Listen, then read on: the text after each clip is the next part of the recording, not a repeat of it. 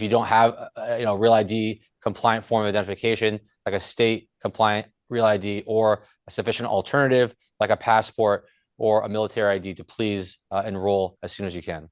The Real ID deadline is here, meaning that you could be denied getting onto a plane if you don't have the appropriate form of identification. TSA is recommending that you get your Real ID as soon as possible, and if you aren't sure if you already have one, to check your identification closely. So 81% of the population already has a Real ID or sufficient alternative.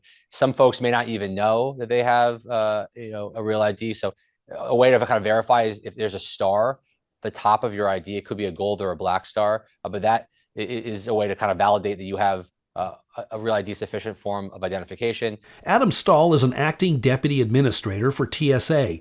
He wants to remind travelers that Real ID affects all adults, including those who are cleared for PreCheck. TSA PreCheck, it does apply to TSA PreCheck. So TSA PreCheck is not exempt from Real ID. So if you have TSA PreCheck, you will also need a Real ID compliant form of identification or a sufficient alternative.